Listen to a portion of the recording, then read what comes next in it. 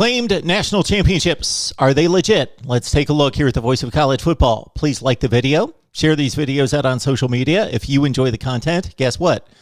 Other college football fans will as well. And subscribe right here at the Voice of College Football. Give me a call on our next call-in show.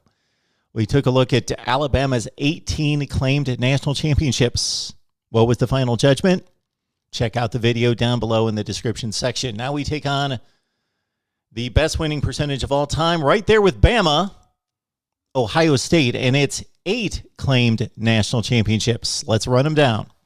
1942, Ohio State finished at 9-1, 5-1 in the Big Ten, lost to Wisconsin, the third-ranked team in the country, by 10 points. Wisconsin, by the way, finished 8-1-1, 10-point win against the Buckeyes, so they've got their claim.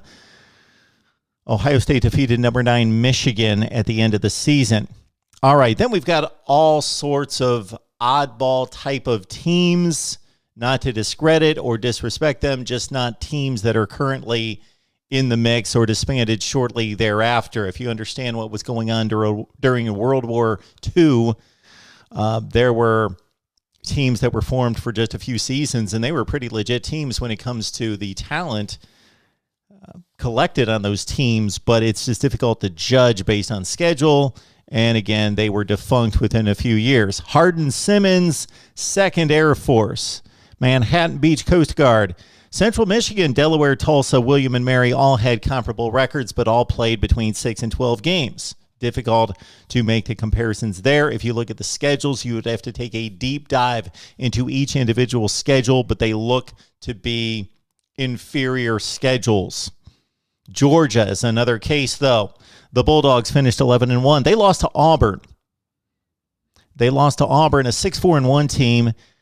Impressive wins by the Bulldogs over number 5 Georgia Tech and number 13 UCLA in the Rose Bowl. Ohio State not in the Rose Bowl against UCLA. It was Georgia winning the Rose Bowl over the Bruins. So Georgia finishes 11-1. Looks like a shared national championship for me between Ohio State at 9-1, Georgia at 11-1. Shared national championship for the Buckeyes in 1942. Let's move on to the next one in 1954, claimed by the Buckeyes at 10-0. Well, you would think, okay, undisputed national champion, of course. 6 ranked wins for this team. Impressive. Culminated with a 20-7 win in the Rose Bowl over USC. Another ranked win for the Buckeyes. Impressive resume. However, UCLA 9-0 did not get to go to the Rose Bowl. They had 2 ranked wins. That was back when the Pac-8 and the Big Ten had those ridiculous rules concerning back-to-back appearances in the Rose Bowl being disallowed. Oklahoma also 10-0 with 3 ranked wins. Put it all together, and yes, the Buckeyes may have had the most impressive resume, but we had 2 other major teams undefeated, Oklahoma and UCLA. And if you're following our consistency from year to year and program to program, we are not trying to dissect the schedules to say, well, this team played a slightly better schedule than this team. They were both 11-0, so we're going to award a national championship. No, both of these squads, in looking at all 3, actually earned national championships as undefeated teams against major competition. Give the national championship Ohio State, yes, you can keep it, but also UCLA and Oklahoma have their claims. On to 1957 and a once-beaten Ohio State team claiming a national championship after losing to TCU 18-14. Okay, the Buckeyes then responded with a run that included a win over a top 5 Iowa team and a Rose Bowl victory over Oregon. So the Buckeyes finished at 9-1, 7-0 in the Big Ten. Does anybody else have a claim? Well, we've got Michigan State at 8-1, playing in the same conference, but of course Michigan State and Ohio State did not play each other. Michigan State had 3 ranked wins. Oklahoma 10-1, lost to Notre Dame by a touchdown, had 3 ranked wins, and beat Duke in the Orange Bowl. Arizona State 10-0. You would think that that would trump the undefeated or the one-loss teams, but Arizona State played in the awful border conference, so this was way pre-Pac-8, 10, and 12 days for Arizona State, which came in 1978. Arizona State playing a group of 5 type schedule. But we get to Auburn. The Auburn Tigers were 10-0. They're the AP champion, which means nothing to us, of course, because the AP screwed it up tons of times. But 3 ranked wins and 6 shutouts for Auburn. Just flat out, Ohio State lost a game, and they lost to a marginal TCU team at 5-4-1. Why is Ohio State claiming a national championship in 1957? It was not earned. Auburn is the national champion. They're the only undefeated major team in the country. Everybody else, including Ohio State, give us back that national championship for 1957. On to 1961, and Ohio State once again bit by the TCU bugaboo, tied the Horned Frogs en route to an 8-0-1 season. Ohio State had no ranked wins this particular year. And when I say no ranked wins, I mean at kickoff or at the conclusion of the season, most importantly. Rutgers 9-0, ranked 15th by the AP, and there was a reason for that. So the AP did its due diligence at that point. Rutgers was basically playing an Ivy League schedule, which meant at this point that was not what it was in the 20s. It meant nothing. Weak schedule, Mid-Atlantic Conference. So forget Rutgers. On to Alabama, though. The Crimson Tide went 11-0, 7-0 in the SEC, and Alabama was the number 1 team voted on by the AP with a Sugar Bowl win over a top 10 Arkansas team. Why Ohio State's claiming a national championship, I have no idea here.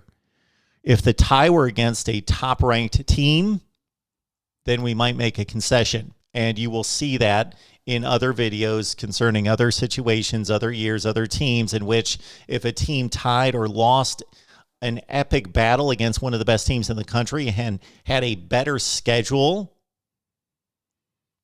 than another team that they're being compared to that was undefeated, well, then you can certainly make that case. However, here we've got a tie against a 3-5-2 TCU team. Alabama's undefeated. Ohio State give back the 1961 national championship. On to 1968, and one of the most historic teams in the history of college football. Woody Hayes' Buckeyes went 10-0, including a smashing of a top 5 Michigan team 50-14, and coming back to beat O.J. Simpson and the USC Trojans, the number 2 ranked team in the country, in the Rose Bowl 27-16. Ohio State was dominant that year. Was there any other team that could match them? Well, Penn State went 11-0, but the Nittany Lions did not play a ranked team the entire season until a 1-point squeaker, 15-14 over Kansas in the Orange Bowl. Buckeyes, you were the national champions of 1968.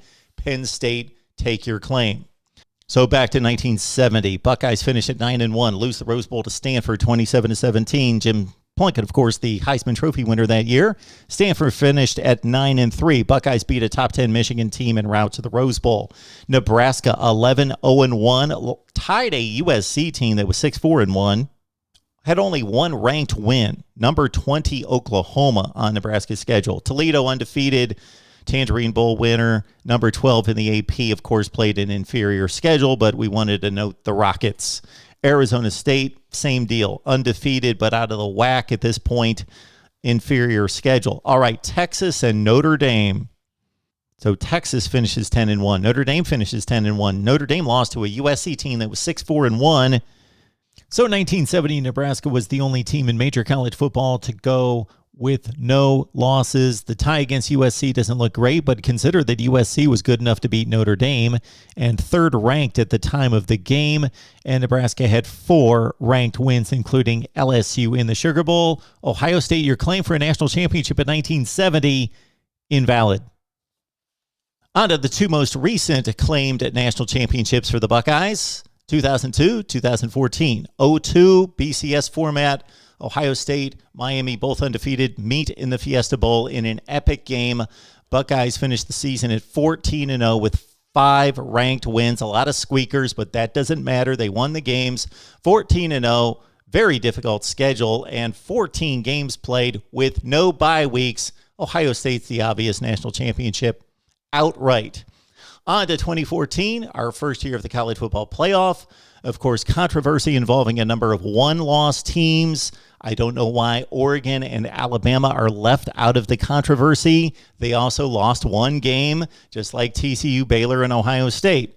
Buckeyes won the Big Ten championship, second or third best conference in the country, march on to beat the two supposed best teams in the country, the top two seeds in Alabama and Oregon. It's an impressive run for the Buckeyes, and it's a legit national championship, of course, in 2014. All right, those are the claimed national championships. Ohio State claimed 8. We knocked off 2. They're down to 6. But what about those seasons in which they could claim national championships? Well, if you Google it, 1933, 44, 45, 69, 73, 74, and 75 are determined by someone to be possible, what could be claimed titles for Ohio State. We went all the way back to 1917 to find the first year that Ohio State could possibly claim a national championship. If you look at 1917, 19, 20, 33, 34, 35, we're not going to go through each individual year, but that's 6 seasons in which Ohio State had a bit of an argument for a national championship, but in none of those seasons did I determine that they had the legit claim, or could they claim a national championship in any one of those 6 seasons, but very close for those seasons between 1917 and 35. Let's go to 1944.